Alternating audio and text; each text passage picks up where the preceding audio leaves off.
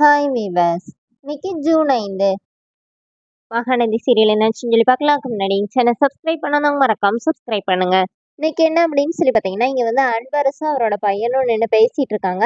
இந்த மாதிரி நம்ம இப்போ நடந்து வந்தோம்ல, அதில் வந்து அந்த எஸ்டேட் ஃபுல்லாகவே உனக்கு தாண்டா, அவ்வளோ இடம் உனக்கு தான், இன்னும் இங்கே நிறைய காம்ப்ளெக்ஸ் இந்த மாதிரி நிறைய இருக்கு அப்படின்னு சொல்லி அன்பரசு சொல்லிட்டு இருக்கிறாரு. அப்போ அஜய் என்ன கேட்குறாருன்னா, ஏன்பா அதில் பாதி அவங்க பையனுக்கும் இருக்கலன்னொடனே, இல்லடா நீ பார்த்ததே பாதி தான், சீக்கிரமா என்ன செய்வியோ தெரியாது, இந்த சொத்தெல்லாம் உன் பேருக்கு எழுதி வாங்கிற அப்படிங்கிற மாதிரி இவங்க 2 பேரும் பேசிட்டு இருக்கும்போதே அங்க விஜய் வராரு.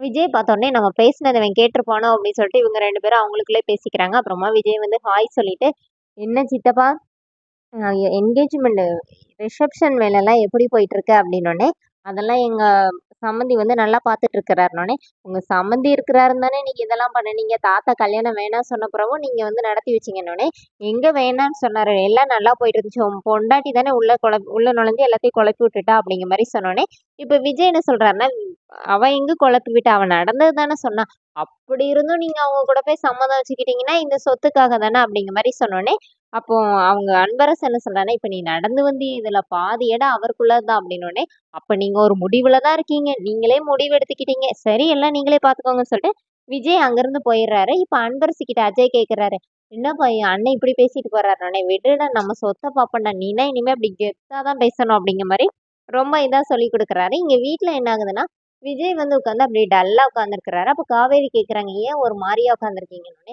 ஒன்னும் இல்ல போர் அடிக்குது அப்படின்னோடனே சரின்னு சொல்லிட்டு அப்ப மத்த குமரன் வராரு.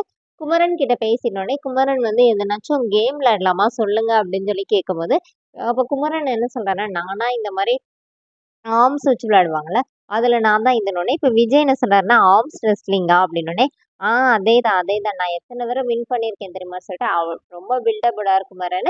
அப்புறமா விஜய் வந்து அப்போ வாங்க விளையாடலாம் நம்ம அதை அப்படின்னு சொல்லிட்டு டக்குன்னு குமரனோட கையை வந்து கீழே சாய்ச்சிட்டாரு. சாய்ச்சிட்டு விஜய் எந்திரிச்சு குதிக்கிறாரு. அப்போ குமரன் அப்படியே பார்த்துட்டே இருக்கிறாரு, என்னாச்சு அப்படின்னு சொல்லி விஜய் கேட்கும்போது, இல்லைங்க நான் ரெடியாகவே இல்லை அப்படின்னோடனே, ஓ அப்படியா, அப்ப வாங்க திருப்பி விளையாடலான்னொடனே, இல்லைங்க இப்பதான் வாட்டியே விளையாட போறோம் அப்படின்னோடனே சரின்னு சொல்லிட்டு அப்புறமா குமரன் வந்து அதுல வின் பண்றாரு. கங்கா அப்படியே ரொம்ப இதாகுறாங்க.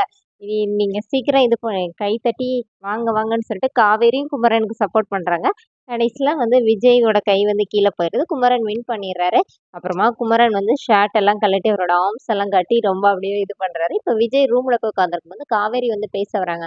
அப்ப காவேரி கிட்ட விஜய் என்ன சொல்றாருன்னா, உங்க மாமாக்குள்ள நிறைய ஹிடன் டேலண்ட் இருக்குது, அத வந்து உங்க அக்காக்காண்டியே ஒவ்வொரு இடத்துல அத வந்து வெளிப்படுத்துறாருன்னோனே, அப்ப நீங்க வேணும்னே தான் விட்டு குடுத்தீங்களா அப்படின்னோனே, அப்படிலாம் இல்ல. ஆனா அவருக்கு உண்மைக்குமே அந்த மாரி டேலண்ட் எல்லாம் இருக்குது. நானே அவர்கிட்ட நேரடியாவே சொல்லியிருக்கேன். அவர் கேட்க மாட்டேங்கிறாரு அப்படின்னு சொல்லிட்டு, இவங்களுக்கு உங்க வீட்ல எப்படி எல்லாருமே அந்த சின்ன வீட்ல இருக்கிறாங்க. அதுவும் கல்யாணம் முடிஞ்ச ஒரு கப்புள் வேற இருக்காங்க. அவங்களுக்கு தனியா ஒரு ரூம்னாச்சும் இருக்கணும்ல. அவங்க இந்த மாரி வரும்போதே அவங்களுக்குள்ள எப்படி இன்டிமேசி இருக்குது. நம்ம சென்னைக்கு போனோனே இத பத்தி யோசிக்கணும் அப்படிங்கிற மாரி பேசிட்டு இருக்காங்க. அடுத்த நாள் எல்லாருமே சென்னைக்கு கிளம்புறாங்க.